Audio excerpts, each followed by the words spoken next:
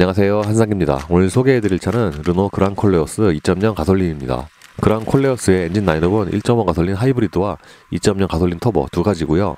하이브리드와는 달리 2.0 가솔린 터보는 사륜을 선택을 할 수가 있습니다. 지금 보시는 시승차는 2.0 가솔린 터보의 이륜 사양이고요. 참고로 하이브리드는 르노와 GD가 합작한 엔진인데 2.0 가솔린 터보는 볼보의 엔진을 사용을 하죠. 변속기도 이륜과 사륜이 다릅니다. 이륜은 7단 DCT고요.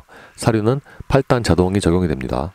시승차는 트림 중에서 가장 많이 선택하는 아이코닉 트림인데 그랑 콜레오스는 에스프리 알핀과 아이코닉의 외장 디자인 차이가 그렇게 크진 않습니다. 아이코닉은 알핀 트림에서 특유의 프렌치 블루 액센트가 빠진 정도죠. 그래서 얼핏 보면은 알핀과 아이코닉의 그 차이가 그렇게 크진 않습니다. 헤드램프는 기본형부터 프로젝션 타입에 LED가 적용이 되고요. 두 줄로 지나가는 주간등은 제네시스 또는 기아 EV6와 좀 비슷한 느낌이 있어요. 그리고 차체 색상과 동일한 그릴 디자인은 저게 좀 호불호가 갈릴 것 같습니다. 후면 디자인도 가솔린과 하이브리드는 차이가 거의 없습니다. 하이브리드와 동일하게 가운데에 차명 레터링이 적용이 되고요. 요즘에 많은 신차들이 그런 것처럼 가솔린도 엔진을 나타내는 레터링은 없습니다. 그리고 하이브리드와 가솔린 모두 완전히 머플러를 안 보이게 처리를 했습니다. 타이어는 금호 타이어의 크루젠 HP71, 사이즈는 245에 45와 20입니다. 그랑 콜레오스는 타이어 사이즈가 19인치와 20인치 두 가지인데 연비나 또는 승차감을 생각을 하면은 좀 더 작은 사이즈가 있어도 좋을 것 같아요. 예, 지금 보시는 시승차는 가솔린 아이코닉 트림이고요. 바로 어저께 시승했던 알핀 트림에 비해서 실내가 치장이 조금 덜하죠. 근데 알핀 트림에 비해서 이제 소재가 조금 다르고 또는 치장이 좀 덜하긴 해도 이 차가 아무래도 주력인 만큼 생각보다 아이코닉 트림의 내장도 괜찮은 것 같아요. 그러니까 알핀 트림 같은 경우에는 대시보드 부분에 스웨이드도 들어가고 또 약간 파란색 치장이 많이 들어갔잖아요. 그래서 좀 대중적이지 않은 취향이다 또는 디자인이다 라고 한다면은 아이코닉은 그거보다는 좀 더 대중적인 그런 취향이 아닌가 또는 디자인이 아닌가 생각이 됩니다. 근데 기본적인 구조나 내장재는 동일해요. 예를 들어서 상단 부분 대시보드에 적용된 이런 우레탄도 알핀과 동일하고요. 또는 A필러나 천장에 적용된 멜린지 내장재도 알핀과 동일합니다. 그랑 콜레오스가 인기가 좋은 이유 중에 하나가 편의 사양이 좋은 건데 예를 들어서 파노라마 스크린, 그러니까 앞에 디스플레이 3개가 들어갑니다. 12.3인치 12.3인치 모니터의 경우에는 모니터 자체가 그렇게 큰 건 아닌데 눈에 좀 잘 들어오는 그런 위치고요. 어저께 말씀을 드린 것처럼 홈 화면 같은 경우에는 이 부분이 좀 많이 비어 있는데 그래서 약간 여기가 홈 화면에서는 좀 허전할 수가 있죠. 그리고 꾹 누르면은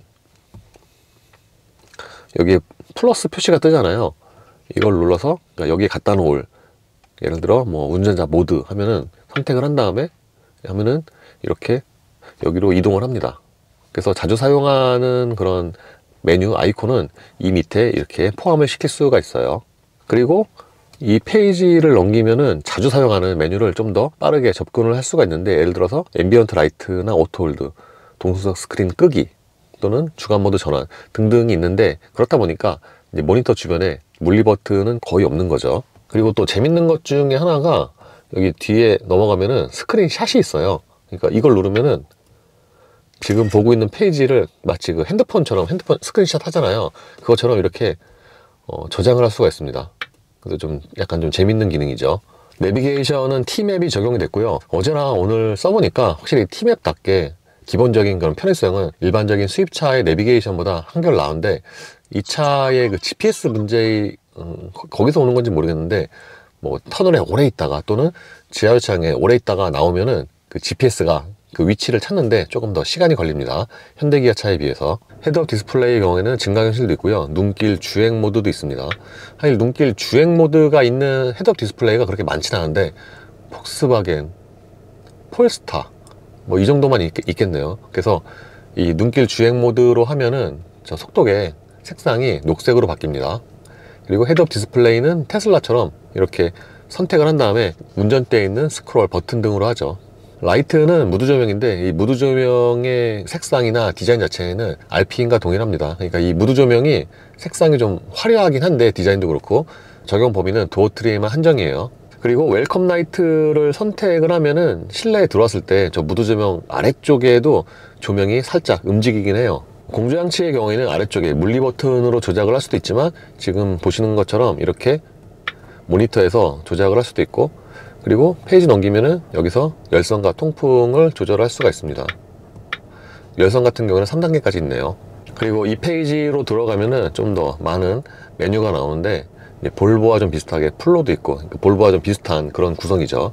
그랑콜레오스의 실내에서 또는 기능에서 가장 화려한 게 이 360도 카메라가 아닌가. 심지어 이게 기본이에요.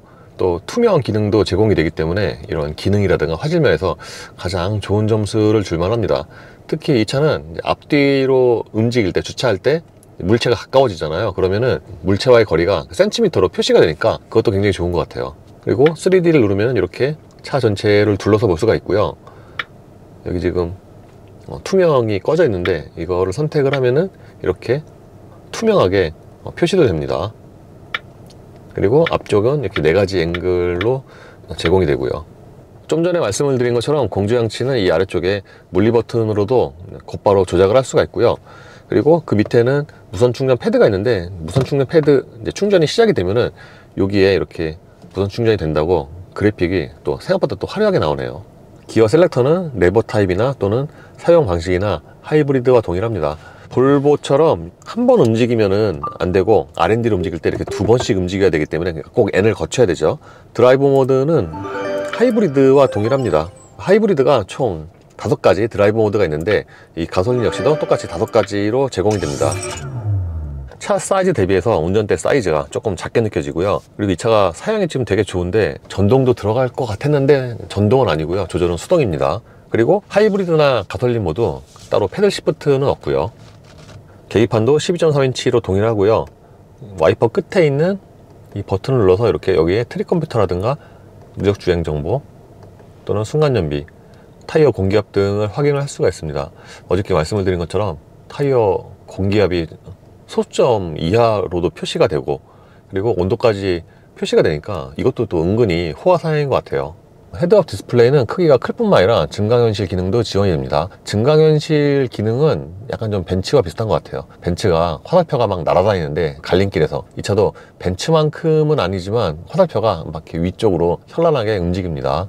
시트의 기본 착자감은 알핀과 동일합니다. 이게 시각적으로 보면은 알핀과 시트의 차이가 꽤 크거든요. 근데 막상 앉아보면은 생각보다 그렇게 큰 차이는 안 나요. 물론 알핀이 양쪽에 스웨이드도 들어가고 또 서포트의 주름도 더 굵게 있어서 뭔가 스포티한데, 실제로 착자감이라든가 쿠션은 알핀과 거의 비슷합니다.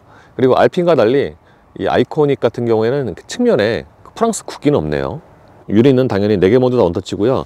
여기에 이제 스웨이드가 없다 보니까 이제 알핀은 여기에 스웨이드 들어가잖아요. 그래서 푹신한데 이 차는 약간 좀 단단한 가죽이 적용이 됐어요. 반면에 팔꿈치가 주로 놓이는 이 부분은 좀 더 푹신하고요. 이 차가 전체적으로 보면은 전기차와 약간 비슷한 그런 구성이 있는데, 예를 들어서 보닛을 여는 것도 이렇게 레버가 있잖아요. 따로 걸림이 있는 게 아니라 그냥 2번 젖히면은, 예를 들어 뭐 EV9 같이 저 보닛이 릴리즈가 해제가 됩니다. 어떤 차종 같은 경우에는 하이브리드와 가솔린의 2열 거주성 또는 안쪽에 이제 구조가 조금 다른 경우가 있는데, 그랑콜레오스는 동일합니다. 완전히 제가 앉으면은 무릎과 앞치도 사이에 주먹이 2개 반 정도가 들어가니까 경쟁 모델이라고 할 수 있는 산타페 소렌토 대비해서 레그룸은 조금 작고요. 반면에 헤드룸은 좀 더 여유가 있지 않나. 헤드룸 같은 경우에는 제 기준으로 보면은 거의 2개가 들어가거든요. 그래서 1열도 그렇지만 2열도 딱 차에 타면은 이제 천장이 좀 높죠. 그리고 등받이 각도는 이렇게 조절이 가능한데 산타페나 소렌토만큼 뒤로 많이 뉘어지는 건 아니에요. 1열 시트 아래쪽의 공간도 하이브리드와 동일합니다. 시트 가장 낮춰도 이 정도로 신발이 들어가니까 이 아래쪽의 공간은 여유가 있고요. 그리고 하이브리드처럼 이 차 역시도 이렇게 바닥이 많이 올라온 편이 아니에요. 아이코닉 역시도 3전 공조 시스템이 적용이 됐고요. 이것도 좀 호화사양인데, 보통 이 정도 미드 사이즈 SUV에 3전 공조 시스템이 있는 경우가 그렇게 많지가 않죠. 그리고 이 아래쪽에는 USB 단자 C타입 2개가 있습니다. 중형 SUV라는 클래스에 맞게 트렁크 공간도 충분한데, 산타페나 소렌토보다는 트렁크 용량이 조금 작지 않나 생각이 돼요. 그랑콜레오스는 하이브리드나 이 차나 뭐 이쪽에 구조는 거의 같군요. 그러니까 이 아래쪽에 그 공간도 하이브리드와 뭐 거의 같습니다. 그리고 하이브리드 시승기 때 말씀을 드린 것처럼 이 차가 중형급의 SUV 치고는 트렁크 쪽에서 2열 시트를 접을 수 있는 레버가 없어요. 그러니까 이게 좀 단점이죠. 그랑콜레오스 장점 중에 하나가 이렇게 2열 시트 접었을 때 평탄화가 되게 잘 되는 건데, 보시는 것처럼 트렁크 바닥부터 2열 시트까지 굉장히 평탄하게 쭉 이어집니다. 그리고 저 2열 시트 등받이 부분 있잖아요. 저기도 마감이 되게 잘 돼 있죠. 예, 정차 시 소음은 가솔린 엔진답게 조용합니다. 이게 같은 엔진에 볼보와 비교해 보면은 오히려 이렇게 정차 시에 소음은 볼륨이 조금 더 적지 않나 싶고요. 반면에 이게 떨림이 좀 더 있어요. 하이브리드나 이 가솔린 모드 미리 말씀드리면 엔진 소리는 조용한데 이 떨림이 조금 더 있습니다. 이 차의 파워트레인은 2.0 가솔린 터보 엔진과 7단 듀얼 클러치로 조합이 됩니다. 최고 출력은 211마력이고요.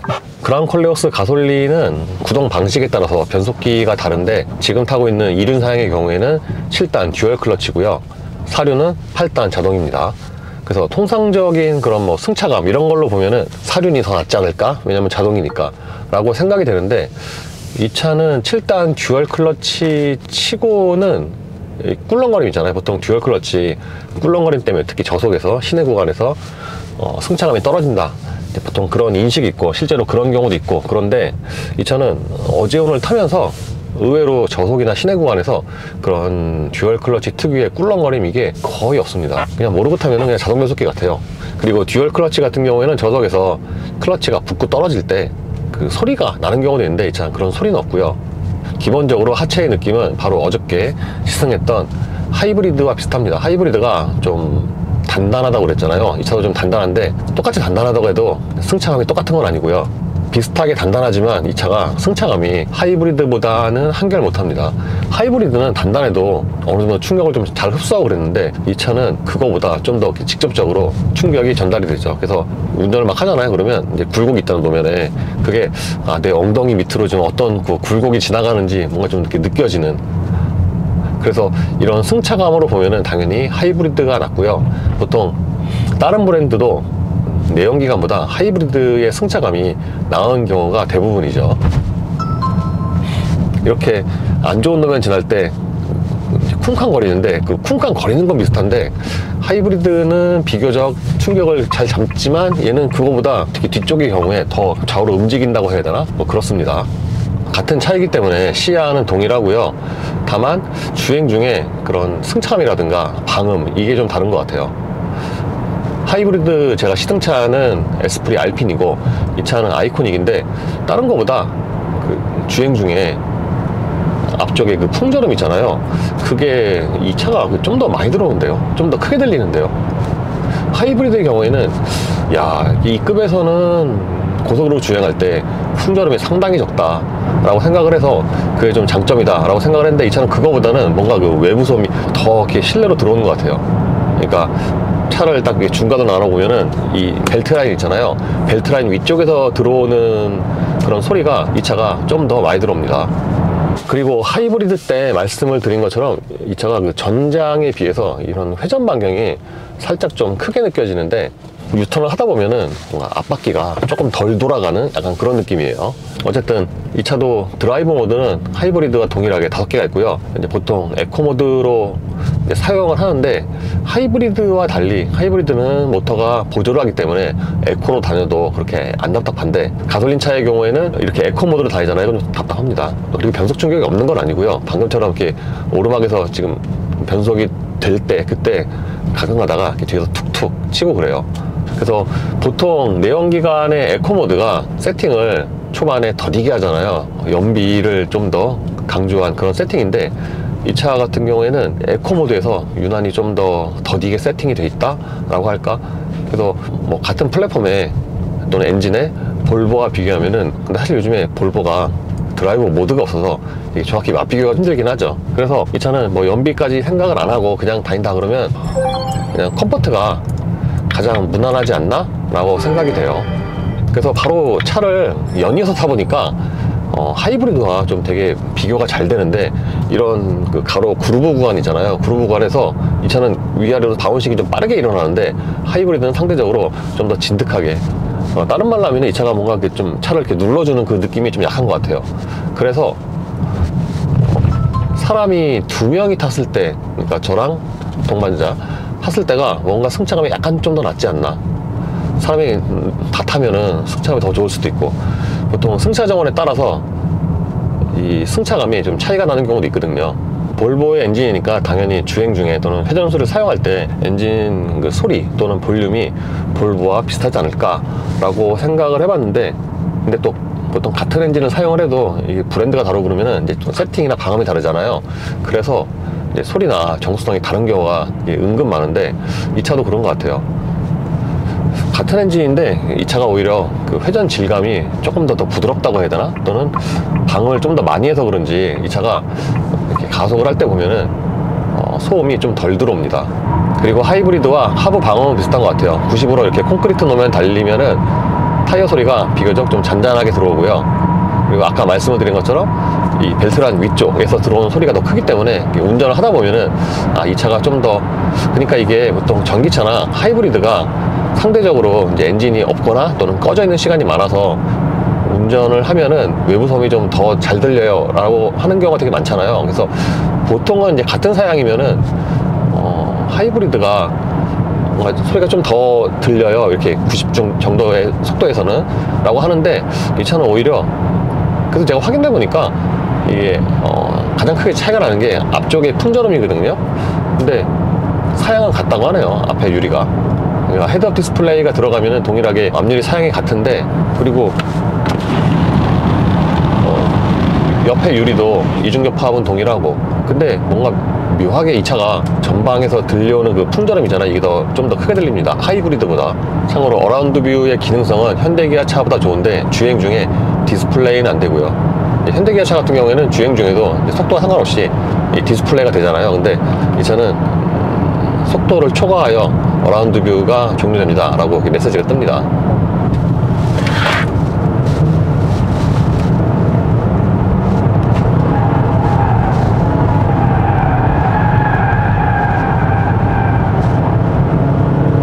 그저께 하이브리드 시승할 때와 노면에 달아서 정확히 맛비교는 했는데, 일단 타이어 사양은 같습니다. 20인치 같은 제품. 근데 노면에 달아서 그런지 이 차가 좀 더 진득하게 돌아나가는데요. 하이브리드는 저번에 그 같은 내리막에서 약간 좀 안과 밖으로 좀 머리가 왔다 갔다 했는데, 이 차는 그거보다는 좀 더 진득하게, 그리고 지금처럼 날씨가 춥긴 해도 지금 노면이 말랐는데, 그때는 생각보다 지금 컴포트 모드에서도 제어가 좀 더 많이 들어옵니다.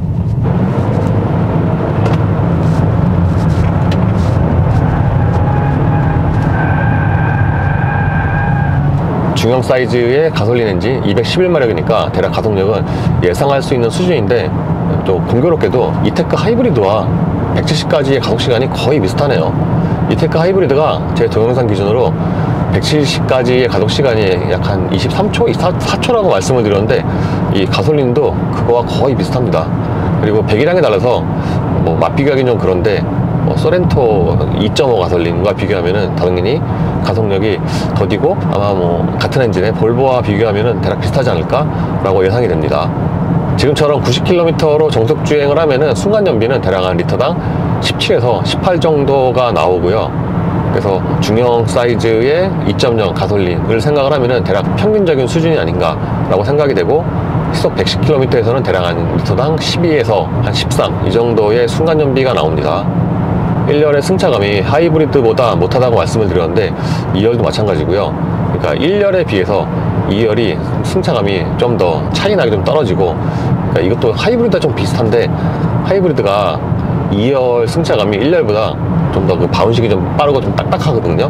이 차 역시도 그렇습니다. 그래서 이 가솔린 엔진의 경우에는 1열과 2열 모두 승차감이 이제 경쟁 모델보다는 좀 못하지 않나 생각이 되고, 확실히 1열보다는 방음도 못하죠. 그랑 콜레오스는 기존의 르노차에 비하면 여러 가지로 많이 좋아졌는데, 예를 들어서 실내 이런 모니터넷 컨텐츠라든가 또는 ADS가 굉장히 많이 보강이 됐죠. 기존의 차들은 ADS가 많이 부족했는데, 이 차는 최신의 ADS는 다 들어갔습니다. 예를 들어서 차로 변경 보조 들어갔고요. 지금처럼 양쪽에 차가 없는 상황에서 방향지시 등을 켜면은 보통은 이제 ACC 상황에서 되는데, 그랑 콜레오스는 이거 이제 페이지를 넘겨서 액티브 드라이버 어시스트 이 상태에서만 차로 변경 보조가 되는 것 같아요. 그래서 그 상태에서 이렇게 깜빡이를 넣으면은 이렇게 천천히 차로를 변경을 합니다.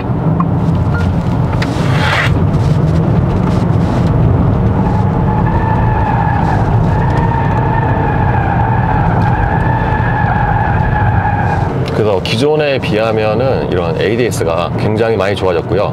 방금은 스포츠로 내리막 코너를 돌았는데, 이게 저 타이어 소리가 되게 커서 뭔가 되게 스포티한 것 같지만 실제로는 그냥 무난합니다. 소리는 크지만 자세는 안정적이고, 반면에 모션 자체가 그렇게 스포티하지 않고요. 그래서 그랑 콜레오스는 하이브리드에 이어서 가솔린을 이틀 연속 시승을 했는데, 다른 회사들도 그렇듯이 이제 보통 라인업에 있으면 하이브리드가 가장 상품성이 좋다라고 제가 보통 말씀을 드렸잖아요. 이 그랑 콜레오스 역시 마찬가지입니다. 확실히 소비자가 가장 많이 선택하는 그런 엔진이나 트림은 이유가 있는데, 이게 연달아 타보면은 뭐 다른 것보다 이제 승차감의 차이가 좀 연비를 떠나서 좀 확연하게 나고, 그리고 뭐 정수성도 마찬가지고, 그러니까 보편적인 승차감으로 봐도 하이브리드가 더 나은데, 지금 타이어 공기압은 오히려 이 차가 더 조금 들어있어요, 하이브리드보다. 그럼에도 불구하고 이 차가 노면 충격이 흡수를 하는 게 좀 더 떨어지죠. 그래서 뭐 당연한 얘기고, 실제로 지금 판매도 그렇게 이루어지고 있지만, 만약에 그랑 콜레오스를 산다면은 당연히 하이브리드가 가장 좋은 선택이고요. 그랑 콜레오스 전체를 통틀어서 말씀을 드리면, 확실히 기존의 르노에 비해서 여러 가지로 좀 신경을 많이 쓰고 상품성이 좋아진 게 여러 군데서 눈에 띕니다. 그러니까 국내 소비자들이 선호하는 그 파노라마 루프 빼고 뭐 다 들어갔고요. 특히 이제 현대기아 차만이 국내에서 이제 강점으로 갖고 있었던 그런 뭐 내비게이션 연동 ADS나 그런 것도 그랑 콜레오스에 다 들어갔으니까, 이제 그것도 이제 빼놓을 수 없는 장점이죠. 근데 어제 오늘 에스프리 알핀과 아이코닉을 번갈아 타다 보니까 확실히 그 실내가 진짜 에스프리 알핀은 거기까지는 굳이 갈 필요가 없겠다. 왜냐면 아이코닉만으로도 기본 편의 장비는 뭐 거의 동일하고요. 장식이나 소재가 좀 다른데 사실 이것만 해도 괜찮거든요. 그리고 하이브리드와 달리 가솔린은 실내에서 잡소리가 좀 있어요. 보통 하이브리드가 좀 더 조용하니까 잡소리가 더 잘 들릴 확률이 높은데, 그랑 콜레오스는 오히려 가솔린이 잡소리가 좀 있습니다. 하이브리드는 잡소리가 거의 없었고요, 실내에서. 근데 이 차는 잡소리가 좀 있어요. 이로써 르노 그랑 콜레오스 가솔린의 시승을 마치겠습니다. 감사합니다.